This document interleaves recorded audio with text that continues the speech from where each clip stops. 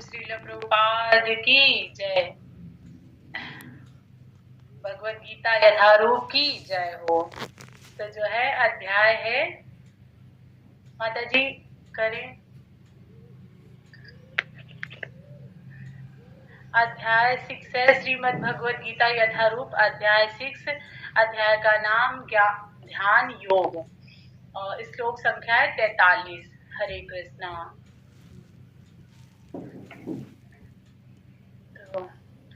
तत्र तं बुद्धि संयोगं लभते पौर्वदेहिकं यत् ते चाततो भूया संसिद्धो गुरुनंदन। हरे कृष्णा। तत्र वहाँ, तम उस, बुद्धि संयोगम, बुद्धि संयोगम माने चेतना की जागृति को, लभते प्राप्त होता है, और पौर्देहिकम पूर्व देह से यतते प्रयास करता है, चा भी, तथा तत्पश्चात भूया पुनः संसिद्धो सिद्धि के लिए कुरु नंदन, हे कुरुपुत्र, कुरुक्षेत्र कुरुपुत्र। तो इसमें देखो कुरु नंदन हे कुरुपुत्र, भगवान ने अर्जुन को कहा है कि हे कुरुपुत्र, ऐसा जन्म पाकर वो अपने पूर्व जन्म की दैवी चेतना को पुनः प्राप्त करता है। ऐसा जन्म पाकर अपने पूर्व जन्म की दैवी चेतना को पुनः प्राप्त करता है। जैसे कि हम पूर्व जन्म में जितनी भक्ति या जो भी हम जैसा भी किए हैं, उसके बाद हमें दूसरा जन्म मिलता है, और जन्म मिलता है तो हमारी भक्ति अगर पिछली है तो वो दैवी चेतना, मतलब अपनी जो है चेतना, जैसे कि ध्यान, तो ध्यान अगर हम भगवान में लगाएं जितना भी, तो उसके आगे वो जुड़ के वहीं से स्टार्ट होता है, दूसरे जन्मों में दैवी चेतना प्राप्त करता है। तो और पूर्ण सफलता प्राप्त करने के उद्देश्य से वो आगे उन्नति करने का प्रयास करता है।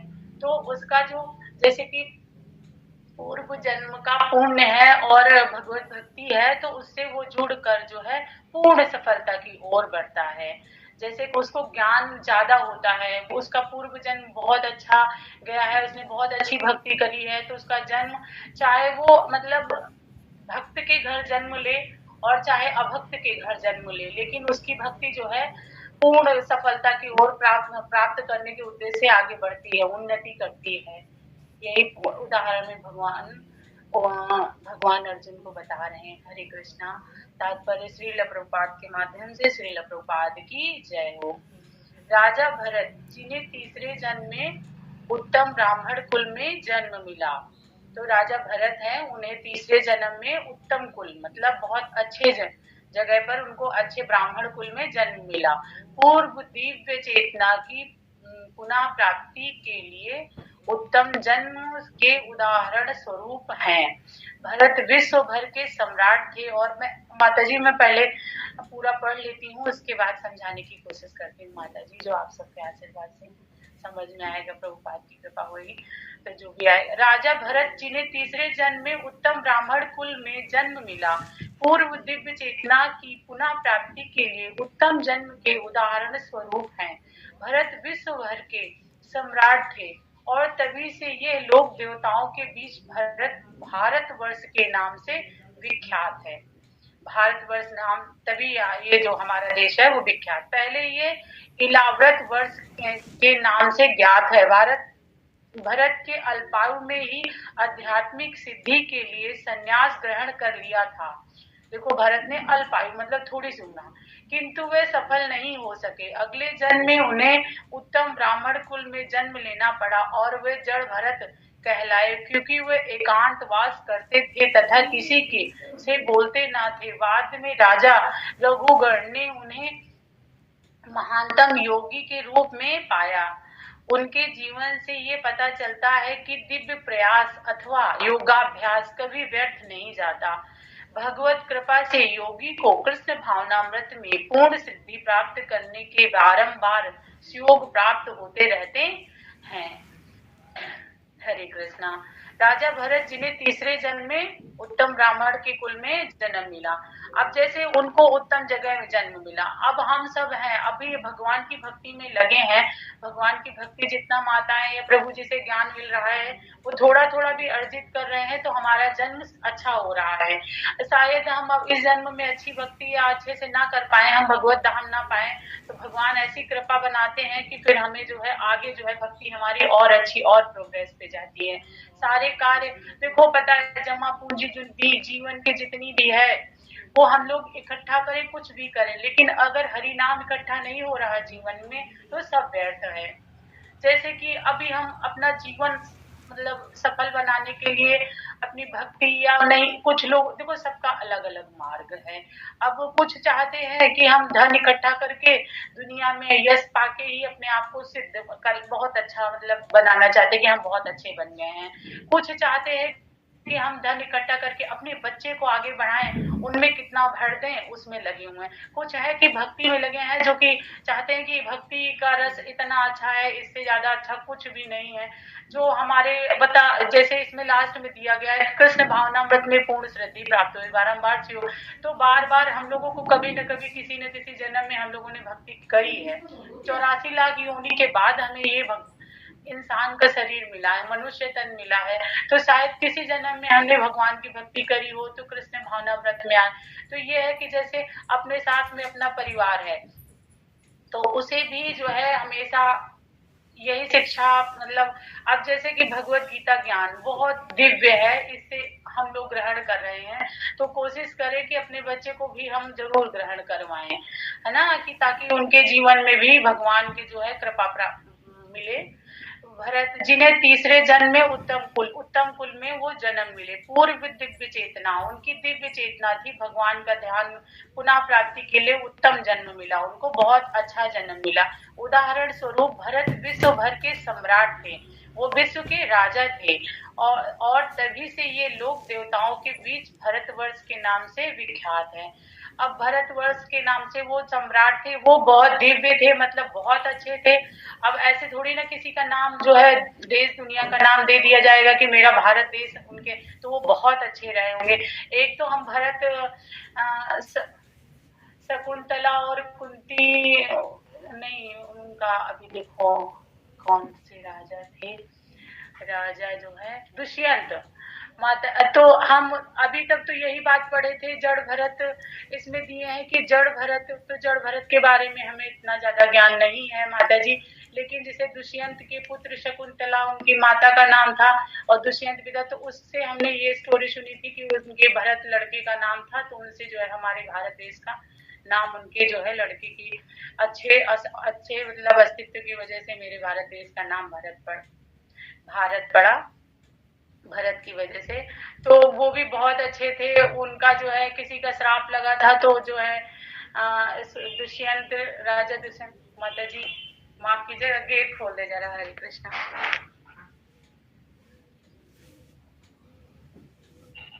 हरे कृष्णा हरे कृष्णा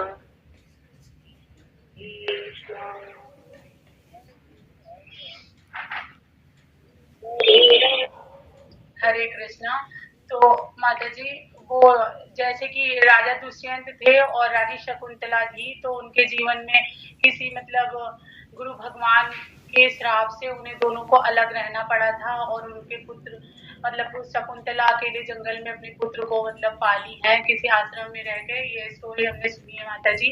तो जैसे कि उनका लड़का बहुत अच्छा था, उनके नाम से हमारा भारत देश नाम पड़ा है, और क्या था भारतवर्ष के नाम से विख्यात है, जाना जाता है। पहले ये एक इलाव्रत वर्ष के नाम से ज्ञात था, पहले लोग हमारे भारत देश को इलाव्रत वर्ष के नाम से ज्ञात मतलब जानते थे।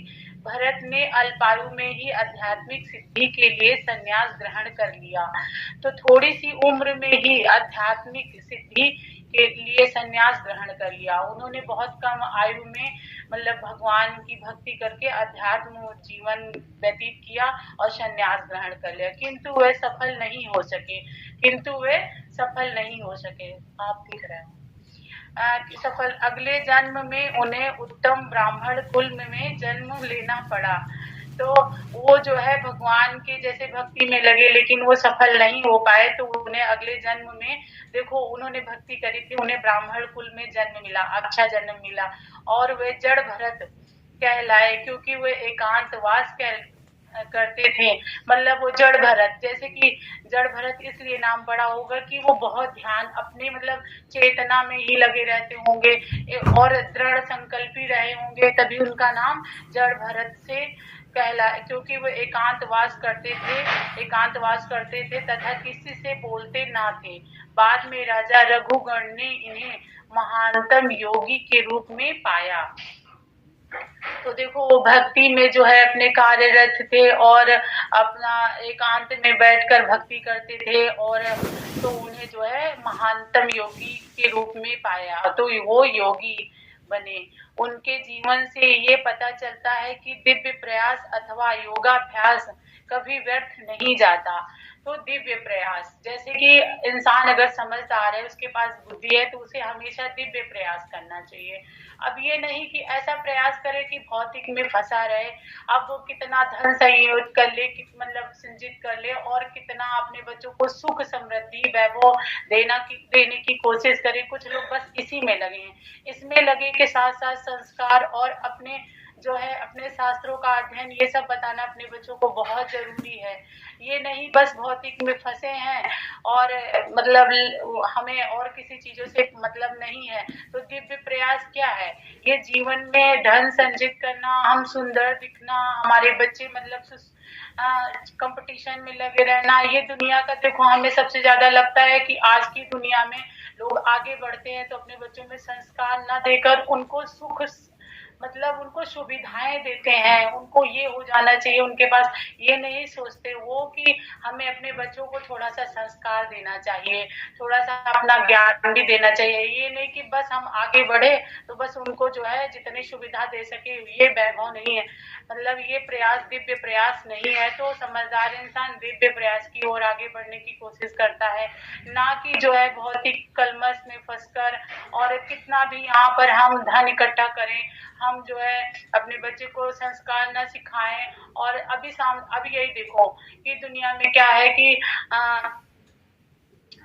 लोग जो है अपने बच्चे को ज्यादा से ज्यादा बड़े बड़े स्कूल, बड़े बड़े कॉलेजेस में पढ़ाते हैं, लेकिन उनसे ये नहीं कहते हैं कि हमारा जो है ये भगवत गीता है, रामायण है, भगवान की भक्ति है, कितने टाइम उठना, कितना क्या, ये सब नहीं सिखाते उनको। सीधे बस ऐसा उनके पास धन है तो वो डाल दिए स्कूल में, अपने बच्चे से खुद नहीं मिल पा रहे हैं। तो सारा सब, जब माँ बाप से प्रेम नहीं होगा बच्चों को, तो बच्चों को समझ लो कि भगवान से प्रेम कैसे होगा। प्रेम तो शुरुआत से ही सिखाना पड़ता है ना। तो भगवत कृपा से योगी को कृष्ण भावनामृत में पूर्ण सिद्धि प्राप्त कर। बाद में राजा रघु ने इन्हें महानतम योगी के रूप में पाया। उनके जीवन से ये पता चलता है कि दिव्य प्रयास, योगाभ्यास कभी व्यर्थ नहीं जाता। भगवत कृपा से योगी को कृष्ण भावनामृत में पूर्ण सिद्धि प्राप्त करने के बारंबार योग प्राप्त होते रहते हैं। तो जो कृष्ण भावनामृत है वो उसका जो है कितना भी मतलब पूर्ण, उसका जो है भक्ति उसकी पूर्ण है, वो पूर्ण की तरफ बढ़ता है, लेकिन किसी कारण अगर रह जाता है तो उसका जो है बारंबार जब जन्म होता है तो वो कृष्ण भावनामृत के संग मिलता है, भक्तों का संग मिलता है, उसे सिद्धि योग सिद्धि प्राप्त होती है। हरे कृष्णा। तो हरे कृष्णा। श्लोक संख्या 44। पूर्णाभ्यासीन तेनैव ह्रियते हारोसो अपि सः जिज्ञासुरपि योगस्य शब्द ब्रह्मार्ति वर्तते।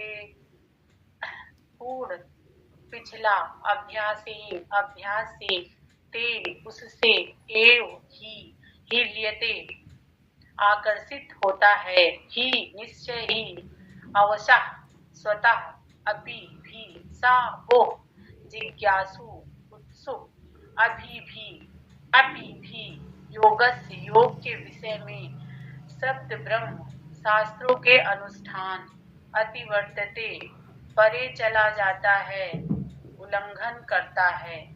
अतिवर्तते परे चला जाता है, उल्लंघन करता है। हरे कृष्णा। उदाहरणार्थ, अपने पूर्व जन्म की दैवी चेतना वो ना चाहते हुए भी स्वतः योग के नियमों की ओर आकर्षित होता है।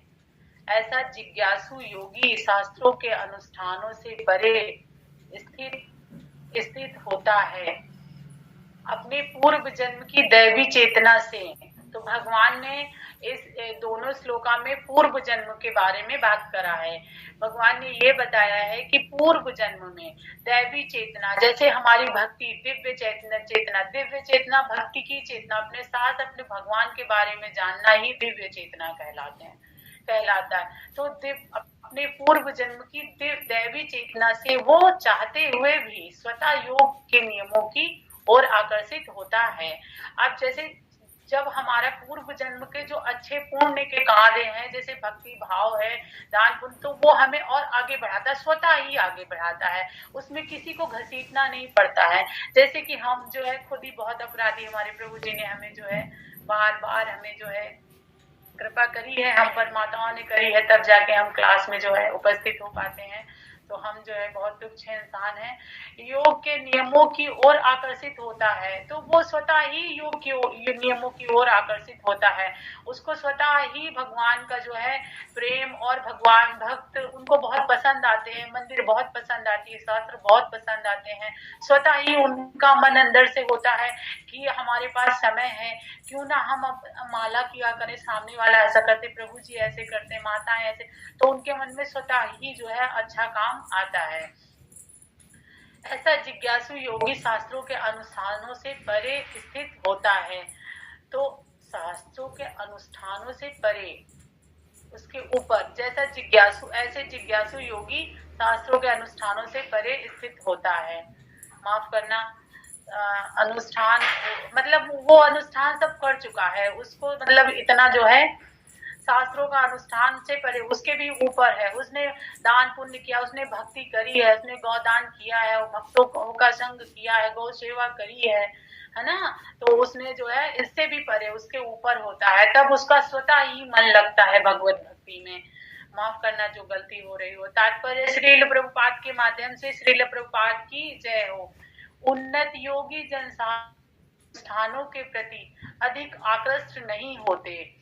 तो जो उन्नत योगी है, जिनका योग और मतलब ध्यान और दान पुण्य और अच्छी मतलब शास्त्रों को पढ़ने, समय अनुष्ठानों के प्रति अधिक आकृष्ट नहीं होते, अधिक ज्यादा आकृष्ट नहीं होते किंतु योग नियमों के प्रति स्वतः आकृष्ट होते हैं। तो वो जो है योग नियम, जैसे कि दृढ़ संकल्प भक्ति में वो स्वतः ही वो जो है आकृष्ट होते हैं, जिनके द्वारा वे कृष्ण भावनामृत में आरुष्ट हो सकते। अब जैसे कि क्या हो रहा है कि दुनिया में भाई उनके पास धन है, तो ऐसा नहीं करेंगे कि लाओ गौ माता को दान करी आए या कहीं मंदिर बनवा दें, या तो वो क्या करेंगे अपने दिखावे के लिए जो है बहुत बड़ा, जैसे कि क्या करेंगे भंडारा कर देंगे या मतलब भागवत बैठवा देंगे। तो जो है वो ऐसा उनके मन में विचार नहीं होता है कि वो जो है भगवत भक्ति कर रहे हैं, वो भगवान को भाव दिखा। उनका क्या होता है, दुनिया का दिखावा होता है। तो दुनिया के दिखावे की ओर जो है ये प्रति आकृष्ट नहीं होते हैं, वो जो है योग नियम के प्रति वो आकृष्ट ज्यादा होते हैं कि हम इस जीवन में जो है धन संचित करके हम दुनिया को दिखा दें तो इससे हमारी भक्ति आगे बढ़ जाएगी, ऐसा नहीं होगा। तो जो है वो इस तरफ नहीं, वो ये योग नियम, जैसे कि अब हमारे प्रभुपाद जी हैं और हमारे प्रभु जी लोग बताते हैं कितनी सारी मालाएं करो, इतने सारे मंत्र, जैसे भक्तों को, भक्त है वो भोग को लगाता है तो मंत्रों के द्वारा लगाओ, मंत्रों के द्वारा भोग पाओ, मंत्रों के द्वारा व्रत करो, व्रत को मतलब वो ऐसे नियमों को कम से कम फॉलो करके, और वो जो है मतलब भौतिक दिखावे में ज्यादा पड़ेगा। श्रीमद् भगवत गीता में 3.33.7 उन्नत योगियों द्वारा वैदिक अनुष्ठानों के प्रति अवहेलना की व्याख्या इस प्रकार की गई है। तो जो है 33 श्लोक में तीसरे अध्याय में उन्नत योगी द्वारा वैदिक अनुष्ठानों के प्रति अवहेलना की व्याख्या की गई है कि जैसे किस तरह से वो जो है भक्ति में मतलब कार्य को करते हैं पर दुनिया के दिखावे के लिए ज्यादा करते, तो उनकी अवहेलना की गई। अवहेलना मीन्स जो उनकी प्रभु जी बुराई, हरे कृष्णा, तो उनको मतलब उनको बताया गया है प्रभु जी अवहेलना। अवहेलना मतलब जैसे भागवतम में ये बताया माता जी, श्रीमद् भागवतम में ये बताया गया है कि उन्नति वैदिक अनुष्ठानों के प्रति अवहेलना की व्याख्या की है। जो अपने ज्ञान में सर्वोपरि हो गया है, जिनका ज्ञान ऊपर उठ गया है, तो अनुष्ठान की प्रक्रिया में नहीं करता, अनुष्ठानों में नहीं पढ़ता, वो जंजालों में नहीं, ये बताया गया। जी प्रभु जी, जी प्रभु जी, हरे कृष्णा। तो जो अहो बत स्वाप जो अतो गरीयान यज्जिग्रहा यज्जीवहाग्रे वर्तते नाम तुभ्यं ते सुस्तपस्ते जुहुवहा सास्तुराया ब्रह्मणोर्जुनाम गृह्णन्ति एते। हरे कृष्णा। हे भगवान, जो लोग आपके पवित्र नाम का जप करते हैं वे चंडालों के परिवारों में जन्म लेकर भी आध्यात्मिक जीवन में अत्यधिक प्रकट होते हैं। हरे कृष्णा। तो यहाँ इस श्लोका से प्रभु भगवान समझा रहे हैं कि जैसे कि जिनकी भक्ति है वो चाहे चंडाल मतलब कुल में जन्म ले लें, है ना, कुछ किसी कारण बस है, पहले तो बहुत सारे जन्मों में इतने सारे भक्त जो है प्रभु जी लोग, बाबा जी लोग थे, तो उनका जो है डायरेक्ट जो है श्राप लग जाता था उनको, तो बहुत सारे कारण बन जाते थे। अब ऐसा नहीं इतना जल्दी, मतलब समझ ही में नहीं आता, पहले तो तुरंत का तुरंत जो है श्राप उनका दिख जाता था। अभी थोड़ा सा टाइम लगता है, या समझ में लोग समझने की कोशिश भी नहीं करते। जो समझदार हैं वो समझते हैं कि हमने कोई गलती करी है इसलिए मेरे से मतलब गलत हुआ, इसलिए मेरे साथ गलत हुआ, वो भगवान को कभी दोषी नहीं बनाते हैं। तो हे भगवान, जो लोग आपके पवित्र नाम का जप करते हैं वे चंडालों के परिवार में जन्म लेकर भी आध्यात्मिक जीवन में अत्यधिक प्रकट होते हैं। तो वो देखो तब भी अगर चंडाल, अब एक तरह से कहा जाए तो हमारे भगवान भक्त प्रहलाद हैं, एक उनका बाप चंडाल ही था एक तरह से, लेकिन उनकी भक्ति कहीं अंदर नीचे गई, वो क्या हुआ और भक्ति बढ़ती ही गई। उनकी भक्ति क्या हुई, प्रगति पर रही उनकी भक्ति, वो भगवान को नहीं छोड़े। उनको लाख दंड मिलने के बाद भी वो जो है बस लगातार भक्ति भाव में ही भजन ही करते रहे, भगवान का नाम ही। तो उनकी प्रगति में कोई बाधाएं बहुत आई, लेकिन नहीं, भक्ति रुक नहीं सकती। बाधाएं, अगर आपके अंदर दृढ़ संकल्प है, आप निश्चय कर लेते हैं कि मैं ऐसा कार्य करूंगा, है, तो आप जो है अपने परिवार में ही, अभी आप सोच लो कि जिस भगवान के प्रति या किसी इंसान के प्रति प्रेम जगाना है तो परिवार में उसकी बार बार चर्चाएं हो कि बच्चों के अंदर भी प्रेम होगा। सभी अभी जिससे आप प्रेम करते हैं शायद वो को देखिए आपके बच्चे, आपका परिवार भी उससे ही प्रेम करता है। तो क्या है कि ध्यान देना है कि हमें जगाना क्या है, हमें प्रेम किसके लिए जगाना है, किसके लिए नहीं। तो इस तरह से देखो क्या हुआ कि वो स्टिल वो क्या है, भूल ही जाते हैं, बस यही तो जीवन का गलत हुआ है, जो भूल जाना है। प्रहलाद जी का आज जन्म कितना दिक्कत में था, लेकिन उन्होंने भगवान को नहीं भूला, तो भगवान लास्ट में उन्हें मिले हैं। कितना भगवान जो है उनका जो है साथ नहीं छोड़े एक सेकंड के लिए भी। वो जितना ही नाम जप करते थे भगवान उनके, ऐसे कहते नहीं भक्त के वश में है भगवान, तो ये बात एकदम सत्य है, भक्त के वश में है। अगर आप मतलब ये नहीं कहेंगे, देखो अब इस तरह से कभी कभी भगवान को भक्तों से काम पड़े, तो ये बात मतलब हम घमंड में ना ले, हम भाव में ले इस बात को कि हमारे भगवान जो है हमें कितना प्रेम करते हैं, हमें एक सेकंड के लिए भी अपने आंख से बोझल नहीं होने देते। हम अपने बच्चे को पैदा करके बोझल कर देते हैं, उनके ज्ञान, उनका मार्गदर्शन मतलब होने के लिए उनको हम चाहते हैं कि वो कितना आगे अच्छे बने, तो हम कहाँ कहाँ दूर छोड़ देते हैं। लेकिन मेरे भगवान इतनी कृपा करते हैं जो मुझे एक पल के लिए अकेला नहीं छोड़ते। तो पूरे टाइम भगवान जो है उनकी भक्ति में साथ दिए प्रहलाद जी के। ऐसे जप करता निसंदेह सभी प्रकार के तप और यज्ञ कर चुके होते हैं। तो जैसे प्रहलाद जी हैं, अब उनकी भक्ति इतनी अच्छी थी भगवान के हृदय में, जैसे कहते हैं मेरे हृदय में भगवान बस जाए, तो शायद वो भगवान के हृदय में बस चुके थे। तो जो है उनकी जो है जब करता निसंदेह सभी प्रकार के तप और यज्ञ कर चुके हो, तो वो सब प्रकार के यज्ञ और तप और दान पुण्य वो सब कर चुके थे, तभी भगवान उनको इतना प्रेम कर तीर्थ स्थानों में स्नान कर चुके होते हैं। तो जो है कुछ कर्म पुण्य प्रताप हम लोगों के भी है जो कृष्ण भावनामृत में आए हैं, क्योंकि कुछ तो पुण्य किए तभी ऐसे जो है शास्त्रों का अध्ययन जो कि बहुत मतलब किसी के जीवन में मिलना बहुत संभव है। भगवत गीता ऐसा मतलब ज्ञान और भक्तों का संग मिलना जो है, हाँ मानते हमारा शास्त्र बताए तभी हमारी बुद्धि में ये बात आई कि कृष्ण भावनामृत इंसान जब होता है तो इतना उच्च कोटि का मतलब होता है। तो हकीकत है कि भक्ति कहीं न कहीं तीर्थ स्थानों में हम लोगों ने भी स्नान किए होंगे, भगवान के दर्शन किए होंगे, तो भगवान ने आप सबका संग दिया। इसका सुप्रसिद्ध उदाहरण भगवान चैतन्य ने प्रस्तुत किया है। तो सुप्रसिद्ध उदाहरण भगवान चैतन्य ने प्रसिद्ध किया है, क्योंकि उनका जिन्होंने संग किया उनका भी मतलब जीवन सफल हो गया। भगवान ने खुद मतलब श्री चैतन्य महाप्रभु ने अपना जीवन तो धन्य बनाया, क्योंकि भगवान के बराबर किसी की प्रतिमा आ जाए उनके बारे में हमें इतना ज्यादा नहीं ज्ञान है। बस हमें इतना ज्ञान तो जरूर है कि भगवान के बराबर वो बैठे हुए हैं और भगवान ने उनपे इतना कृपा करी है, स्वयं भगवान का रूप वो हो गए हैं, तो समझ लो कि वो कितने महान है। हरे कृष्णा। तो सब यद्यपि तो चैतन्य ने प्रस्तुत किया, जिन्होंने ठाकुर हरिदास को अपने परम प्रिय शिष्य के रूप में स्वीकार किया है। तो हम जो है हरिदास ठाकुर जी के बारे में जब हम नाम सुने थे तो थोड़ा सा उनके बारे में हमने सोचा था कि हम जो है जानकारी लें, तो जो है परम प्रिय शिष्य के रूप में स्वीकार किया था। तो चैतन्य महाप्रभु ने परम प्रिय शिष्य स्वीकार किया था हरिदास ठाकुर जी को। यद्यपि हरिदास का जन्म एक मुसलमान परिवार में हुआ था। अब देखो क्या है कि मुसलमान परिवार में जन्म हुआ और हमारे हरि नाम को भजे हैं और उन लोगों का भक्तों का संग किया है, तो उनकी बुद्धि कितनी दिव्य थी, हमसे हजारों गुना अरबों गुना ज्यादा उनकी बुद्धि दिव्य थी। इतना समझ सके, अभी हम अपने कुल में जन्म लेकर भी अपने कुल का नियम नहीं फॉलो कर पाते हैं।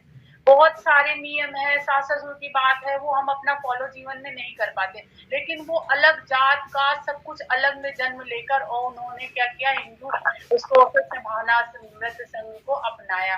किंतु भगवान चैतन्य ने उन्हें नामाचार, यद्यपि हरिदास का जन्म एक मुसलमान परिवार में हुआ था, किंतु भगवान चैतन्य ने उन्हें नामाचार्य की पदवी प्रदान की, क्योंकि वे प्रतिदिन नियम पूर्वक 3 लाख भगवान के पवित्र नाम हरे कृष्ण कृष्ण कृष्ण हरे हरे, हरे राम राम राम हरे हरे, तो वो 3 लाख नाम जप करते थे। ये भगवान कैसे करते रहे होंगे, कृपा करो इतनी सी हम लोगों पे भी।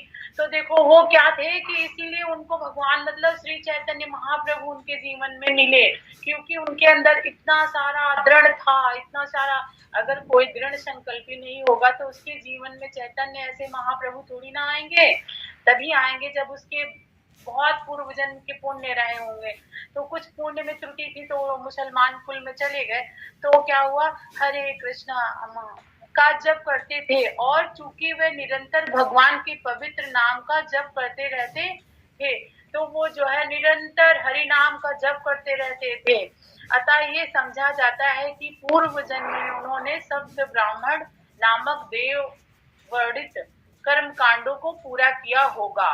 तो इस जैसे कि अब उनका इतना पवित्र संग हुआ, उनका जीवन सफल हुआ, वो शास्त्रों में है, तो जरूर उनके पुण्य कर्म जीवन में पहले के रहे होंगे पूर्व जन्म के।